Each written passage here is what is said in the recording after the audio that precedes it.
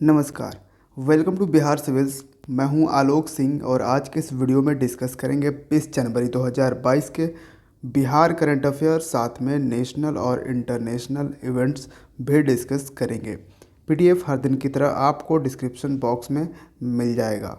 और फाइनली हम 2 महीने क्रॉस कर चुके हैं। आप देख पाओगे 61st डे आज हम वीडियो डिस्कस करेंगे कंटिन्यूअसली, बिना एक भी दिन रुके हुए। आज का पहला सवाल, which wildlife sanctuary will be the second tiger reserve of Bihar? कौन सा वन्य जीव अभयारण्य बिहार का दूसरा टाइगर रिजर्व होगा? तो बिहार का दूसरा टाइगर रिजर्व बनने जा रहा है Kaimur wildlife sanctuary. Option B is the correct answer. और जैसा कि कैमूर वाइल्ड लाइफ सेंचुरी है, तो ये कैमूर में तो ये वाइल्ड लाइफ सेंचुरी आपको मिलेगा ही, लेकिन साथ में आपको इसका कुछ पार्ट रोहतास में भी मिलेगा। ठीक है, तो थोड़ा सा कंफ्यूज मत होइएगा अगर इस तरह से कभी सवाल पूछा जाए तो हाल ही में 19th मीटिंग हुई नेशनल टाइगर कंजर्वेशन अथॉरिटी की, जिसको हेड कर रहे थे हमारे environment, forest and climate change minister Bhupendra Yadav. ठीक है, इस मीटिंग में जो हेड कर रहे थे भूपेंद्र यादव, इस मीटिंग में एक मिनिस्टर ऑफ स्टेट हैं for environment, forest and climate change.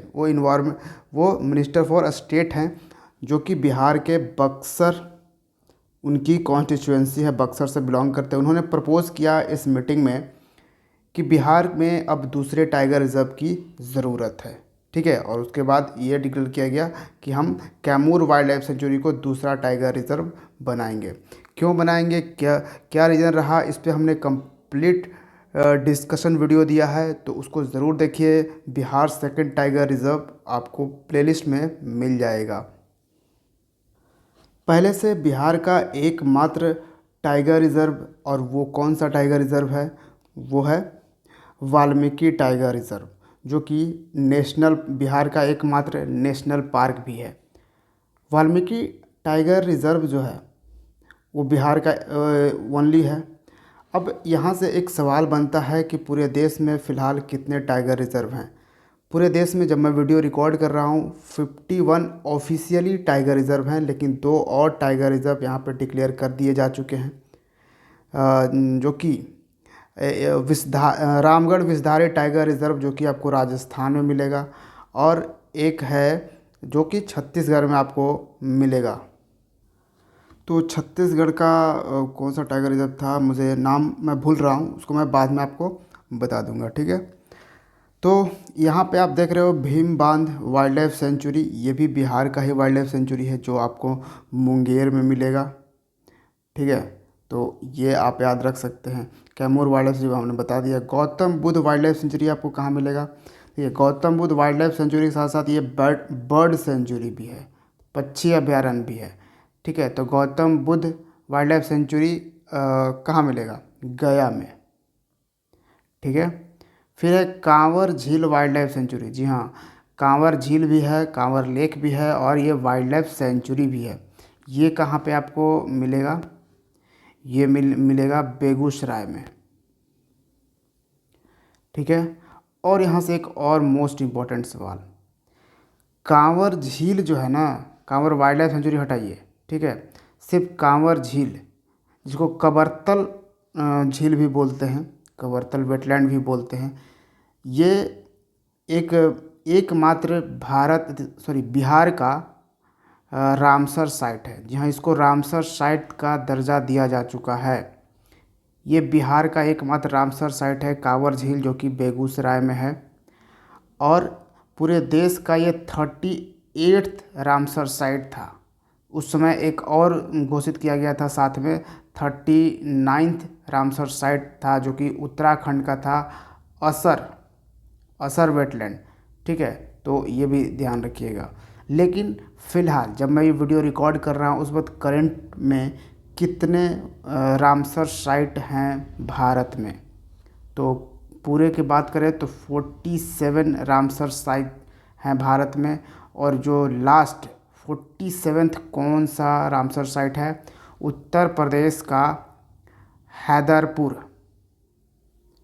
Haiderpur wetland जो है ये देश का 47th wild life Ramsar site है, तो ये भी आपको याद रखनी है। Next question, 99th birth anniversary of which former chief minister of Bihar has been celebrated on 14 जनवरी 2022। 14 जनवरी 2022 को बिहार के किस पूर्व मुख्यमंत्री की 99वीं जयंती मनाई गई? तो ये कौन से मुख्यमंत्री थे हमारे? Bindeshwari Dubey. Option D is the correct answer. और आपको मालूम होना चाहिए ये हमारे 21st चीफ मिनिस्टर थे।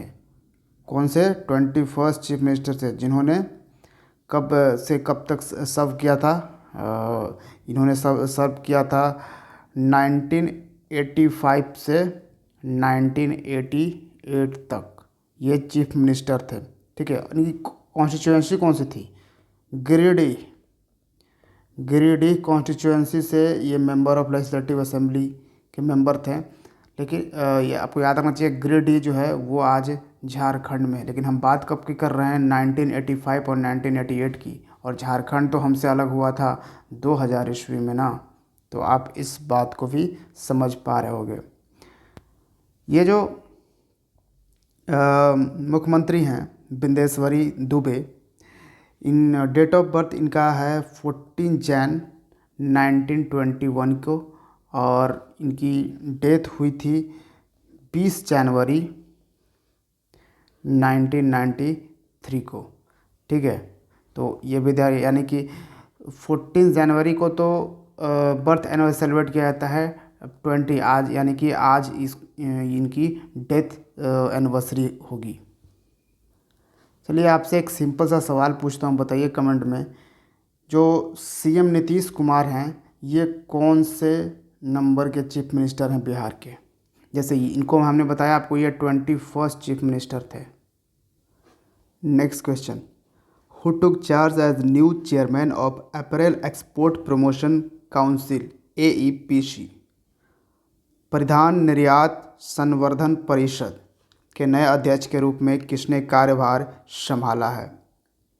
तो ये कौन है? नरेंद्र कुमार गोयनका।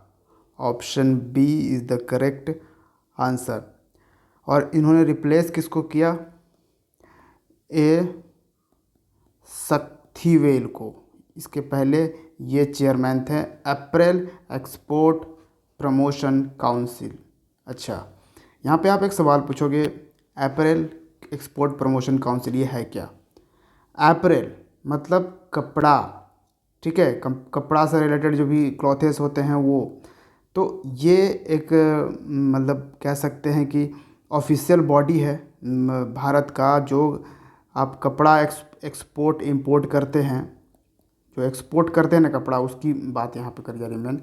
तो उसके एक्सपोर्ट का ये मेन बॉडी है जो ऑब्वियसली वर्क करता है under textile ministry.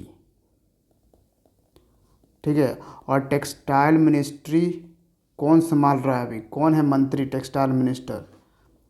Smriti Irani. ठीक है, नेक्स्ट है, which state arts and crafts village organisation has won the international craft award? किस राज्य के कला और शिल्प ग्राम संगठन ने अंतर्राष्ट्रीय शिल्प पुरस्कार जीता है? तो ये arts and craft village, arts and craft जो गांव है, विलेज ऑर्गेनाइजेशन जो है, ये संस्था है कि गांव की, ये कहाँ की है? केरल की। Option B is the correct answer. और ये कहाँ पे है? एक प्लेस है कोल्लम, केरल में यहाँ पे मिलेगा। और देखिए केरल काफ़ी न्यूज़ में था। केरल आपको मालूम होगा देश का पहला वाटर मेट्रो प्रोजेक्ट तो आपने सुना होगा, लेकिन वाटर मेट्रो प्रोजेक्ट है ये देश का पहला। कहाँ पे ये प्रोजेक्ट चल रहा है? केरल पे। ठीक है, तो ये भी आप याद रख सकते हैं।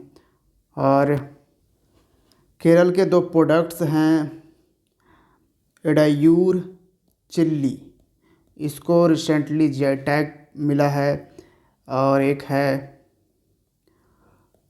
कोटियाटूर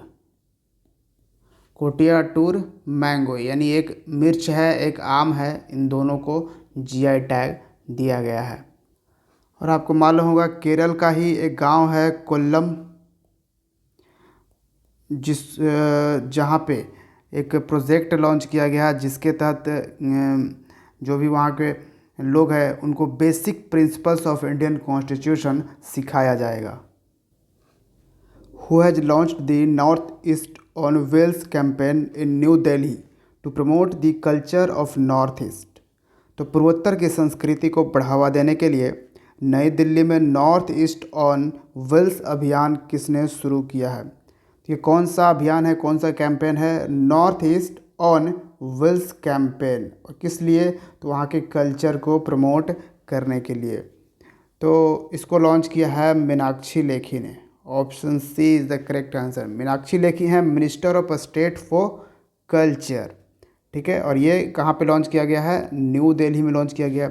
एक्चुअली इसमें होना क्या है, यहाँ पे 8 अप्रैल से 16 अप्रैल तक, ठीक है, बाइकर्स यहाँ पे जाएंगे, ठीक है, घूमेंगे वहाँ पे, पूरा एक्सपेडिशन करेंगे। करीबन 9000 किलोमीटर बाइकर्स जाएंगे। और कितने बाइकर्स होंगे? 75 बाइकर्स को सेलेक्ट किया गया है। ये लोग यहाँ पे जाएंगे और ऑब्वियसली यहाँ पे नॉर्थ ईस्ट रीजन में जो भी टूरिज़्म का स्कोप बन सकता है उसको प्रमोट करेंगे। अंडर आज़ादी के अमृत महोत्सव हम मना रहे हैं अपने देश के आज़ादी के 75 ईयर्स।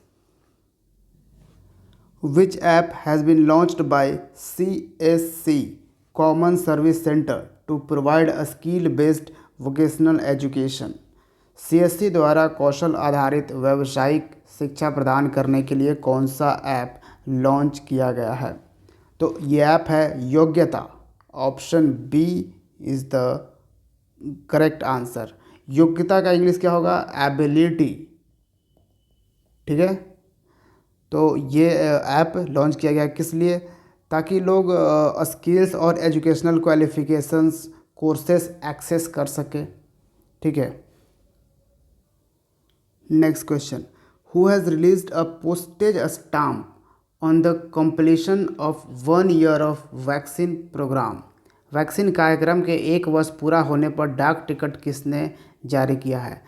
तो ये जो हमारा वैक्सीनेशन प्रोग्राम चल रहा है, पूरे देश में वैक्सीन लगाया जा रहा है कोविड-19 का, ये वर्ल्ड्स लार्जेस्ट वैक्सीनेशन प्रोग्राम है, ये बात आप समझ सकते हैं। और कहा जा रहा है कि करीबन 90% लोगों को मतलब सिंगल डोज लग चुका है और करीबन 70% लोगों को डबल डोज लग चुका है, ठीक है, ऐसा कहना है सरकार का। और तो इसी के उपलक्ष्य में, क्योंकि हमारे प्रधानमंत्री पिछले साल लॉन्च किए थे ये वैक्सीनेशन प्रोग्राम, किस तारीख को? 16 जनवरी 2021 को। तो अब इसका 1 साल पूरा हो चुका है 16 जनवरी 2022 को। तो इसको सेलिब्रेट करने के लिए यहाँ पे आप देख सकते हो ये पोस्टेज स्टाम्प सरकार ने लॉन्च किए हैं। तो ये कौन से सरकार ने लॉन्च किया, कौन से मिनिस्टर ने लॉन्च किया है? मनसुख मांडविया ने। Option D is the correct answer. और मनसुख मांडविया हैं union minister for health and family welfare. और इसमें ऑब्वियसली इस स्टाम्प से ये दर्शाया जा रहा है कि क्या योगदान रहा है हमारे फ्रंट लाइन वर्कर्स का, और जो भी साइंटिस्ट हैं, चाहे जो भी इससे रिलेटेड लोग हैं उनकी। Next question, what is the theme of world economic forums Davos agenda summit 2022? विश्व आर्थिक मंच के दावोस एजेंडा शिखर सम्मेलन 2022 का विषय क्या था? तो इस पे हमारे प्रधानमंत्री ने बिल्कुल ये एड्रेस किया है और उन्होंने कहा है कि this is the best time to invest in India, यानी प्रधानमंत्री मोदी ने मेक इन इंडिया को प्रमोट किया है और काफ़ी कुछ यहाँ इन्होंने बताया है to combat pollution, global warming.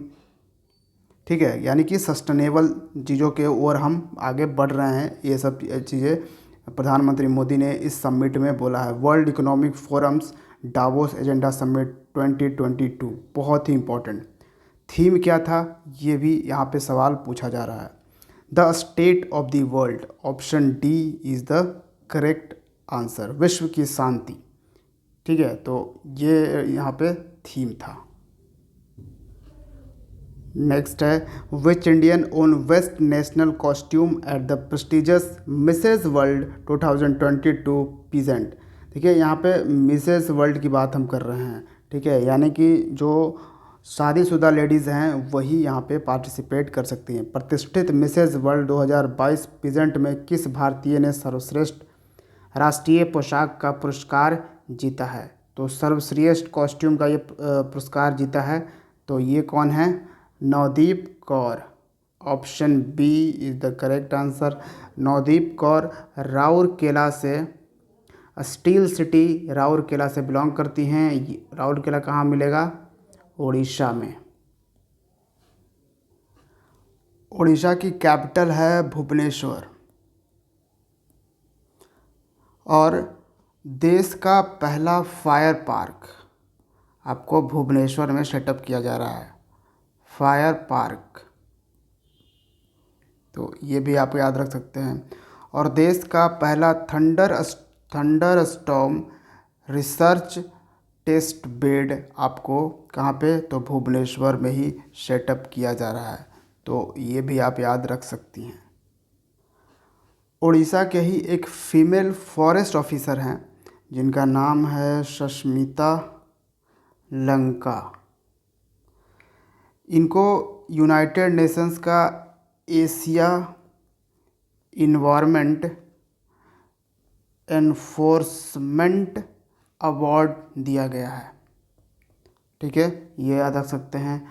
और बाकी उड़ीसा में जैसे मो छटुआ, ई कलिका, ममता, मो शिशु पोर्टल, ये सब ऐप जो है लॉन्च किए गए हैं। नेक्स्ट क्वेश्चन है which country has built an artificial moon on earth that can make gravity disappear. किस देश ने पृथ्वी पर एक कृत्रिम चंद्रमा बनाया है जो गुरुत्वाकर्षण को गायब कर सकता है?